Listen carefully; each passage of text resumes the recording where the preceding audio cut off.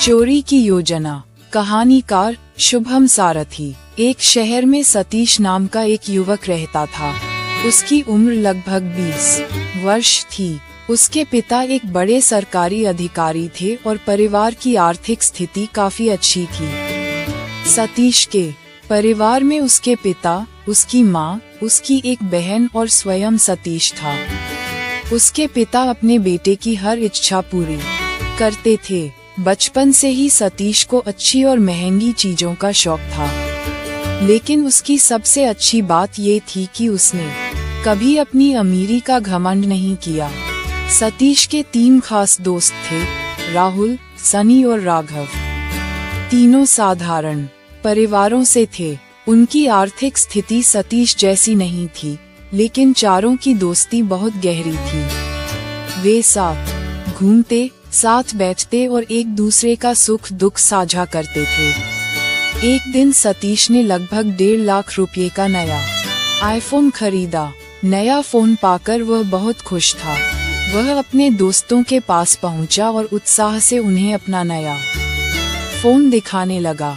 उसके दोस्तों ने भी उसे बधाई दी। इसके बाद जब भी सतीश अपने दोस्तों से मिलता, वह कभी फोन का शानदार कैमरा दिखाता, कभी नए फीचर बताता और कभी उससे खींची गई तस्वीरें और वीडियो दिखाता।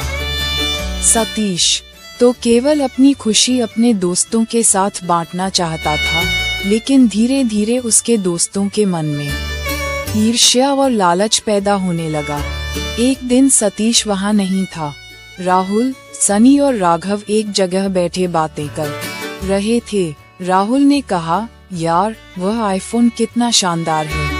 सनी ने कहा, सच कहूँ तो अब मुझे भी वैसा फोन चाहिए। राघव ने कहा, मुझे तो अब उसका फोन देखकर जलन होने लगी है। कुछ देर बाद राघव बोला, अगर वह फोन हमारे पास आ जाए तो? राहुल ने पूछा, कैसे? राघव ने कहा, कोई तरीका निकालते हैं। इसके बाद तीनों गलत योजनाएं बनाने लगे। कोई चोरी की बात कर रहा था, कोई फोन छीनने की, तो कोई किसी और तरीके से फोन हासिल करने की बात कर रहा था। लालच ने उनकी सोच को गलत दिशा में मोड़ दिया था, लेकिन उन्हें ये नहीं पता था कि सतीश पास ही खड़ा उनकी सारी बातें सुन रहा है। अचानक एक आवाज सुनाई दी, तुम लोगों को मेरा आईफोन चाहिए ना? तीनों ने पीछे मुड़कर देखा तो वहां सतीश खड़ा था। उनके चेहरे का रंग उड़ गया। वे समझ गए कि सतीश उनकी सारी बातें सुन चुका है। सतीश ने अपना आईफोन उनकी ओर बढ़ाते हुए कहा, लो दोस्तों, ये फोन रख लो। अब यह मेरा नहीं, तुम लोगों का है। चाहे इसे रखो, बेच दो या तोड़ दो, मुझे कोई फर्क नहीं पड़ेगा। ये सुनकर तीनों दोस्त शर्म से सिर झुकाकर खड़े रह गए। सतीश वहां से जाने लगा। तभी राघव दौड़कर उसके पास पहुंचा और बोला, रुक जा भाई, हमसे बहुत बड़ी गलती हो गई, हमें माफ कर दो। राहुल और सनी ने भी उससे माफी मांगी। सतीश ने कहा, मैं अमीर जरूर हूँ, लेकिन मैंने कभी अपनी अमीरी का दिखावा नहीं किया। मैंने हमेशा तुम लोगों को अपना दोस्त नहीं, बल्कि अपना भाई माना है।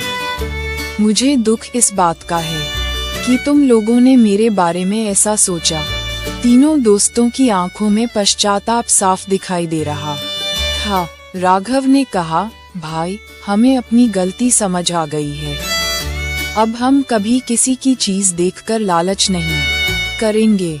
सतीश मुस्कुराया और बोला, गलती हर इंसान से होती है, लेकिन जो अपनी गलती मानकर उसे सुधार ले, वही सच्चा इंसान होता है। इसके बाद सतीश ने अपने दोस्तों को माफ कर दिया। चारों दोस्त फिर से पहले की तरह एक हो गए। उस दिन के बाद उन्होंने कभी किसी की चीज देखकर ईर्ष्या नहीं की और मेहनत से अपने सपनों को पूरा करने का संकल्प लिया।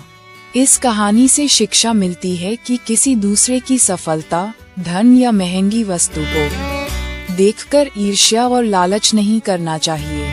मेहनत और ईमानदारी से प्राप्त की गई चीज ही सच्ची खुशी देती है। सच्ची दोस्ती विश्वास, प्रेम और सम्मान पर टिकी होती है, लालच पर नहीं। कहानीकार शुभम सारथी।